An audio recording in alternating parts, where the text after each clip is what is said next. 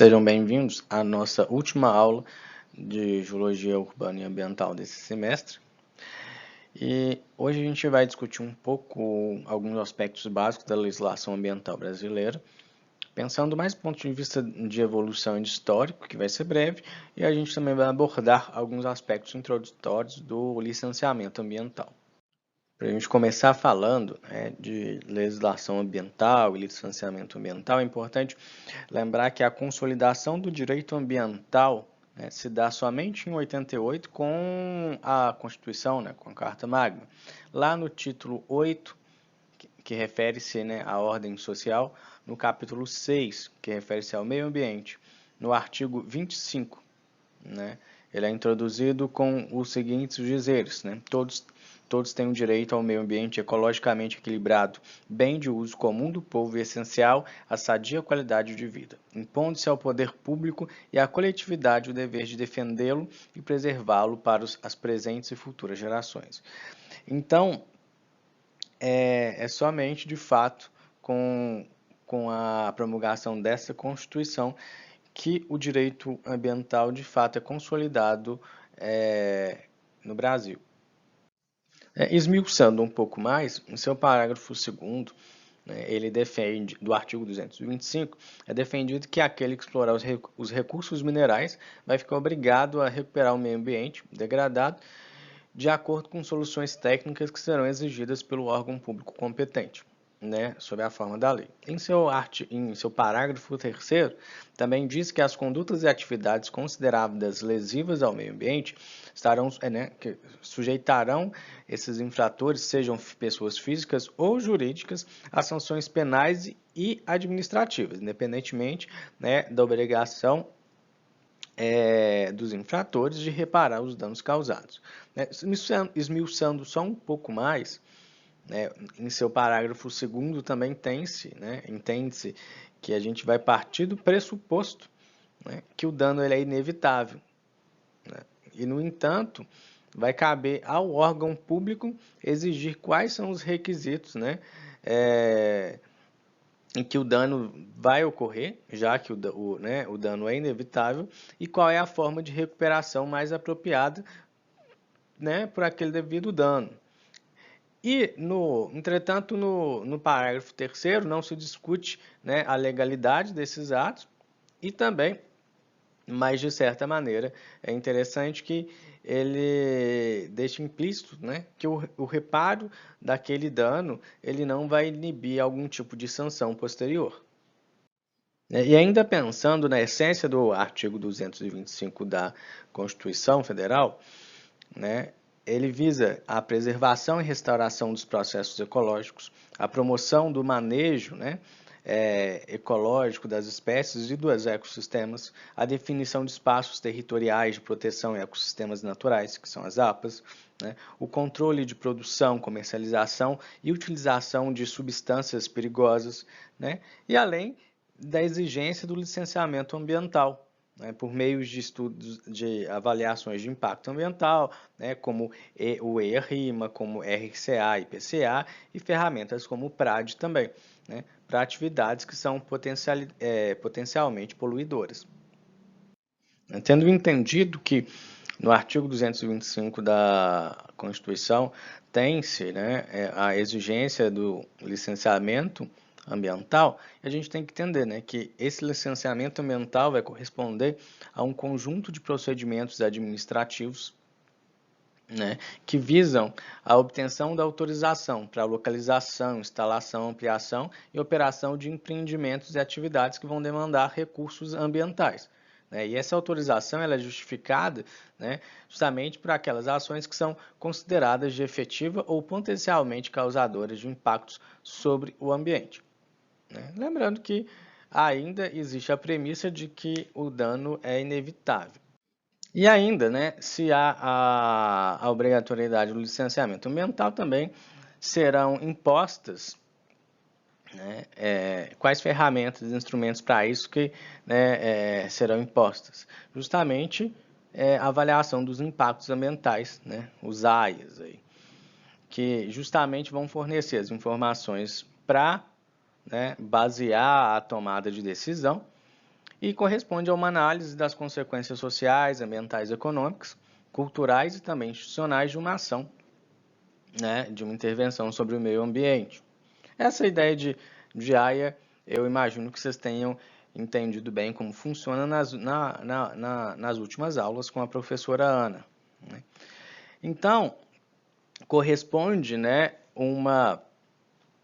a AIA mais o licenciamento ambiental, né, correspondem a instrumentos essenciais para a execução da Política Nacional do Meio Ambiente, PNMA, que foi, né, uma lei aí, uma lei publicada em 1981, né, lei número 6.938 de 81, que traz, né, como ferramentas fundamentais para a execução da sua política nacional do meio ambiente.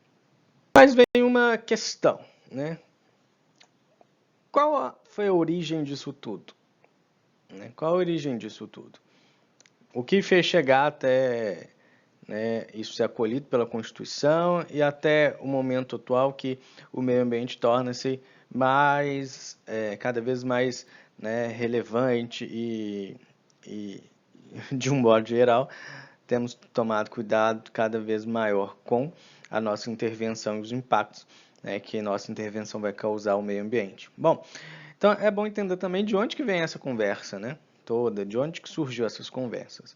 Só mesmo relembrando alguns aspectos que acho que a professora Ana também citou com vocês, né, que essa ideia, né, essa ideia da avaliação do impacto ambiental, enfim, surge lá com o NEPA, né, que é o Ato de Política Nacional para o Meio Ambiente dos Estados Unidos, no final ali da década de 90, né, e durante década de 50 e década de 60, década de 60, né? Final da década de 60 e durante décadas de 50 e 60, né, houve diversas discussões neste âmbito, né, para políticas de proteção e mesmo do meio ambiente. E visando justamente, né, o NEPA como linha principal ali desse ato da Política Nacional para o Meio Ambiente, tem-se a identificação dos impactos ambientais, né, os efeitos ambientais negativos da proposta. Então, se são efeitos ambientais negativos da proposta, são impactos ambientais ou não? Né? Para um pouquinho, vai lá no primeiro link no primeiro link da descrição, né?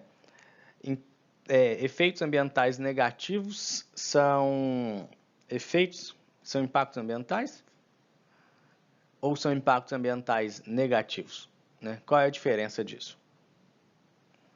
Bom, né, além dos efeitos negativos da proposta, né, também para embasar alternativas de ação para mitigação, né, melhorar a relação desses recursos ambientais negativos no curto prazo e a manutenção e mesmo melhoria do seu padrão ao longo prazo, e também uma clara definição quanto, né, a possíveis comprometimentos dos recursos ambientais para caso essa proposta seja implementada. Isso é de, né, extrema importância. Bom, e à medida que essa preocupação com a avaliação de impactos ambientais, né, e os efeitos da implementação de alguns empreendimentos começa a tomar o mundo. Então, né, devido a esse aumento na discussão sobre avaliação de impactos ambientais e as interferências no meio ambiente com a ação antrópica, né, tem-se lá em Estocolmo, em 1972, a primeira Conferência Mundial do Meio Ambiente, né, que justamente tinha como principal objetivo o estabelecimento de uma visão global, né, e princípios comuns que serviriam para a inspiração e orientação da humanidade para a preservação e melhoria do nosso, né, do ambiente, do meio ambiente. E, basicamente, né, como deliberações que ali ocorreram, né, Uma das principais é que deveria ser confiada às instituições nacionais competentes a tarefa de planificar, administrar e controlar a utilização dos recursos naturais dos estados, né, com o fim de melhorar a qualidade do meio ambiente. E, né, justamente é com essa amplificação das discussões sobre AIA, né, avaliação dos impactos ambientais, que aí sim toma, né, uma dimensão maior e todo mundo começa a falar sobre isso. E ainda é importante falar, né, que durante a década de 70 a atuação federal e estadual no Brasil ela era mais corretiva e mais, né, restritiva aos grandes centros urbanos e industriais, né? E também vale ressaltar que São Paulo querendo ou não, é um precursor aí na legislação, né, com o disciplinamento do uso do solo para a proteção de mananciais, cursos d'água e de outros reservatórios de água. E isso aconteceu ali entre 75 e 76, que de certa maneira aí sim começa-se a ter uma ideia de uma atuação mais preventiva, né? Mas é importante salientar também, que eu já estava quase me esquecendo na realidade, né, que embora tenha tido, né, essa certa vanguarda em relação a São Paulo, é importante lembrar que em 1976 a Secretaria Especial do Meio Ambiente, a Secretaria Especial do Meio Ambiente, ela é criada também, né?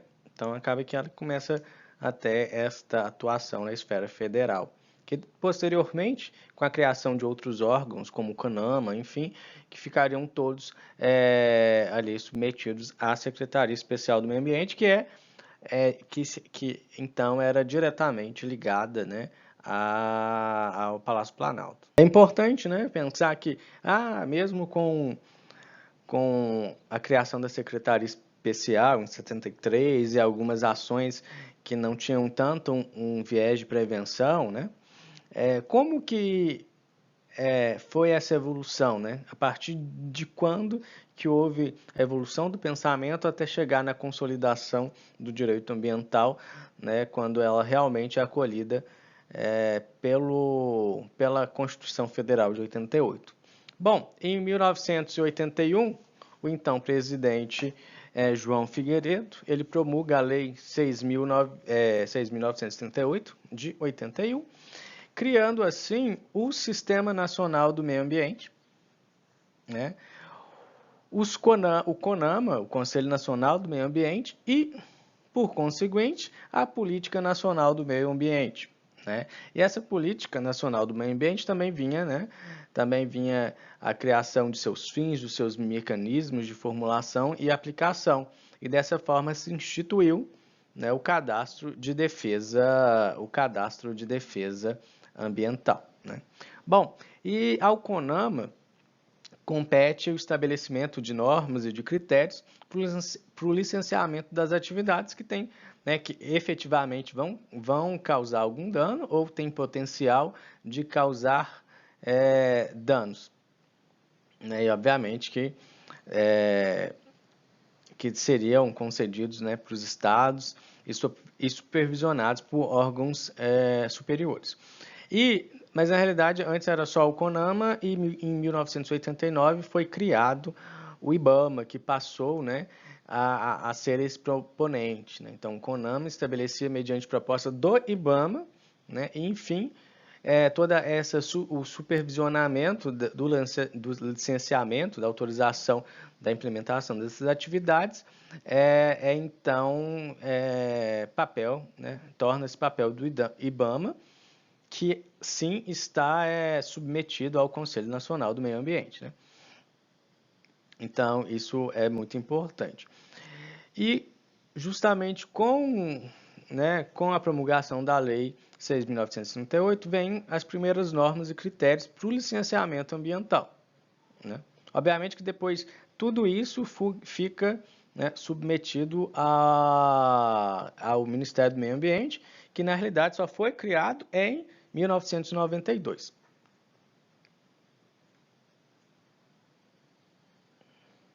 E é importante, né, lembrar que além com a criação do CISNAMA, o principal foco ali, a principal ação, né, foi a criação da Política Nacional do Meio Ambiente, de fato, e que ela tem como objetivo a preservação, né, a melhoria e a recuperação da qualidade ambiental, que vai propiciar a vida, assegurando ao nosso país condições de desenvolvimento socioeconômico, né, os interesses de segurança nacional e também a proteção da dignidade da vida humana. Não sei exatamente se é isso que a gente tem feito hoje, mas ela foi criada com esse intuito.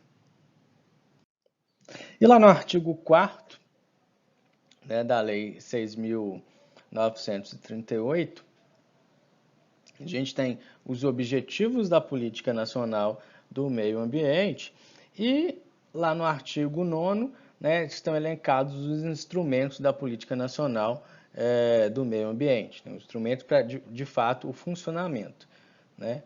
E o que acontece é que, como objetivo assim, principal, né, o foco da Política Nacional do Meio Ambiente era a difusão de tecnologias de manejo do meio ambiente e a formação de uma consciência pública sobre a necessidade da preservação e da qualidade ambiental e do equilíbrio ecológico. Então, esse era o objetivo principal da Política Nacional do Meio Ambiente.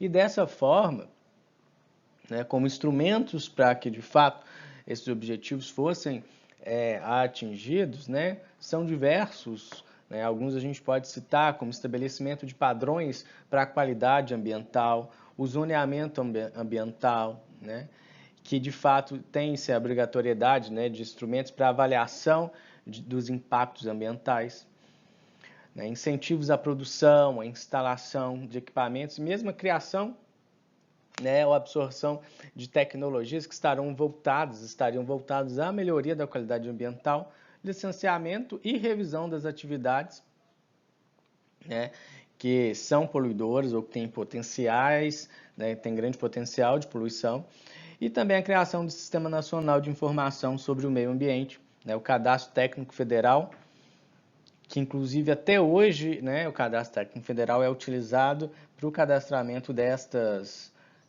e o início do licenciamento ambiental federal, e também o estabelecimento de penalidades disciplinares ou ainda compensatórias, né, quando não fossem cumpridas as medidas determinadas, e também a instituição do então relatório de qualidade do meio ambiente. Né? Então, esse é o escopo mais geral da Política Nacional do Meio Ambiente de 81. E a partir daí, né, começa-se a consolidação do direito ambiental.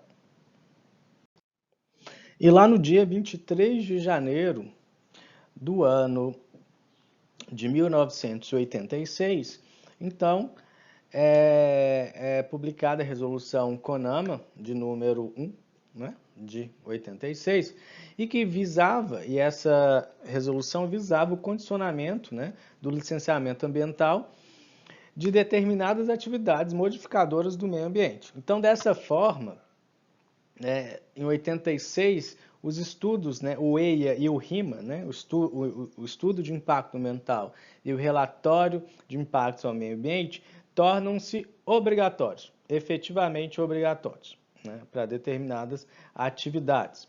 E só quero ver de novo se vocês estão se lembrando de um conteúdo que está recente na cabeça de vocês, qual é a diferença aí entre EIA e RIMA. Vamos lá, segundo link da descrição do vídeo, quero saber a diferença entre EIA e entre RIMA. Vamos saber como vocês estão. E de fato, né, aí vem aquela questão, esses estudos EIA e RIMA são estudos estratégicos e por isso seriam secretos? Não, né, e a resposta é não. E justamente esses estudos, né, o EIA e RIMA, esses estudos ambientais, eles deveriam ter publicidade aí por intermédio de audiências públicas. E, enfim, ele condiciona, e a resolução CONAMA de 86 também condiciona algumas, quem são as pessoas que podem requerer uma audiência pública, né? Em quais circunstâncias essas audiências públicas aconteceriam ou acontecerão. Em 87, 3 de dezembro de 87, por meio da resolução CONAMA, de número 9, de 87, né, por isso que foi 87, bom, eles ratificam mais uma vez, né, a importância da disponibilização do EIA-RIMA para a sociedade e essa participação e com a sua validação também, né, e mostra e o torna, né, como obrigatório, elemento obrigatório para a concessão da licença e manutenção dessa licença, né? E fazendo com que haja a mais clara comunicação possível com o público interessado, né? Inclusive, há artigos, parágrafos que dizem não, que esse RIMA, essas audiências públicas para apresentação do RIMA, deve ser feito nos lugares de maior facilidade de acesso para o público interessado, né? Dentre outros aspectos, né? Quanto à realização dessas audiências públicas para a publicidade, né? do RIMA.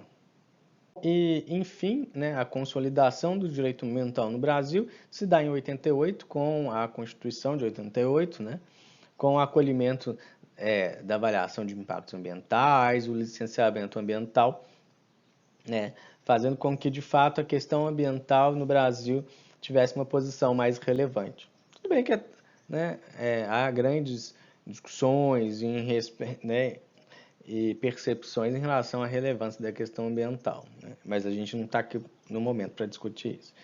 Mas a ideia é que, né, que o período de consolidação do direito ambiental aconteceu ali de 81 a 88, né, com a Lei 6.938 de 81, né, promulgada pelo então presidente, João Figueiredo, até, né, até a promulgação da Constituição de 88. Né? E esse senhorzinho ali, com a Constituição na mão, é o Ulisses Guimarães. Em 19 de dezembro de 97, né, a resolução CONAMA 237 de 97, ela revê alguns procedimentos e critérios que são utilizados no licenciamento ambiental, né? Então, daí ela estabelece algumas normas, né?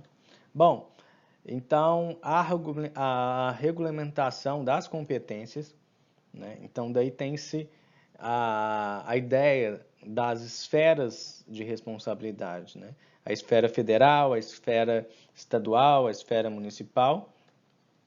Ainda ela estabelece as etapas do processo de licenciamento, né? Quais são as etapas que devem ser seguidas, quais as licenças, né? A licença prévia, licença de instalação, licença de operação, enfim, e também menciona outros fatores que devem ser observados para o licenciamento ambiental. E uma lei que tem um impacto muito importante no direito ambiental brasileiro foi publicada numa sexta-feira de carnaval, 12 de fevereiro de 1998, né, que é a lei número 9.605, que é chamada de Lei de Crimes Ambientais. E essa lei, ela dispõe, né, sobre sanções penais e administrativas lesivas ao meio ambiente e penalidades a serem aplicadas aos infratores. E a Lei Complementar número 140 de 2011, ela fixa normas para a cooperação da União, dos estados, do Distrito Federal e de municípios, né, em ações administrativas decorrentes ao exercício, né, de licenciamento de cada um ali. Bom, então fica competido ao IBAMA, né, o licenciamento e análise, enfim, de grandes projetos de infraestrutura que atinjam mais de um estado, né? Então, isso aí fica na esfera federal. IBAMA, né, que é um órgão que está associado ao meio ambiente e ao CONAMA, né? E novamente, e mais uma vez, né, reiterada a importância da participação social na tomada das decisões, né, sobretudo nesses projetos, esses grandes projetos de infraestrutura, e justamente essa participação social ela vai acontecer por meio da realização de audiências públicas, né? Lembra lá da importância da questão, né, do RIMA ser apresentado para a população e que já vinha desde 1986, né? E que de fato é padronizado e o formato, né? E só em 87 que se tem de fato as normas de como essas audiências públicas que possibilitariam a participação social, né, por meio dos resultados do RIMA, né, do relatório de impactos ambientais. Bom, então de fato a gente está falando de RIMA, né, que eu imagino que lá atrás vocês já tenham me respondido que o EIA, né, que é o estudo de impactos ambientais, ele consiste em todo o processo de obtenção e de análise das informações necessárias, né, e os dados, enfim. E já o RIMA é de fato, né, a forma de expressão desses resultados que foram obtidos no EIA. Então, se o RIMA, né, é um relatório e é tão importante que haja uma participação social para a tomada de decisões, né, é importante a gente pensar em algumas questões, né, que podem atrapalhar essa participação social na tomada de decisão. E, de fato, não é a não realização das audiências públicas, né, visto que a realização dessas audiências públicas elas são obrigatórias para que, né, os empreendimentos, os projetos sejam licenciados. Bom, mas a questão é: quais são os aspectos prejudiciais para os RIMAs? Bom, gente, eu espero que vocês tenham entendido a minha pergunta aqui, tá? Então, quais são os aspectos prejudiciais, né, para o real entendimento dos RIMAs? Bom, basicamente, a inadequação da linguagem, né, a insuficiência de tempo para análise e também a falta, né, de isenção e independência da equipe técnica, né? Então, todos esses aspectos devem ser, de fato, analisados para que não haja prejuízo aí para a análise dos RIMAs.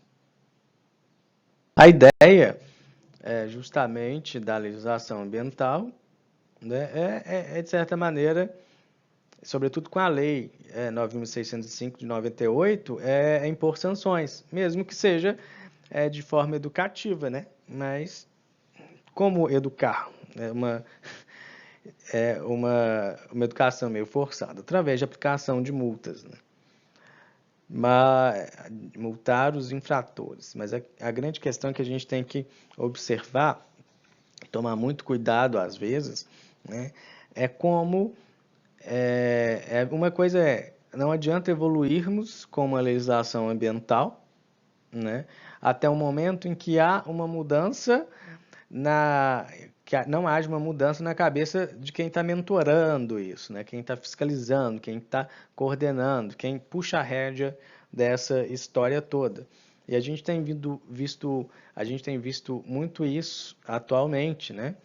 Com o IBAMA sendo classificado como a indústria de multas, né? Com a redução das autuações do IBAMA, né? Sendo que notícia de ano retrasado, na realidade, que as autuações são as menores na última década.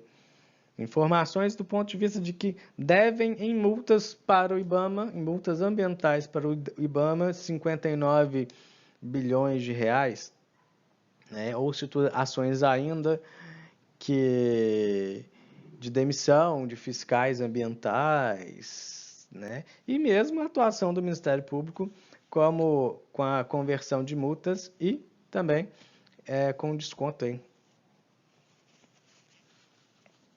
Para desconto. Então a gente tem que tomar muito cuidado para que a própria legislação ambiental não comece a sucumbir, né? E tudo piorar. E eu acho que, né, com a cúpula do clima esses dias talvez consiga nos abrir a mente para algumas coisas, quais são as percepções quanto, né, à proteção ambiental e, de fato, ao cumprimento da legislação ambiental, como deveria ser, conforme é defendido na Constituição de 88. Agora, vamos discutir um pouco sobre licenciamento ambiental, mas eu acho que falei um pouquinho, então vamos parar por um lanchinho, descansar um pouco a cabeça e daqui a pouco vamos para a segunda parte da aula.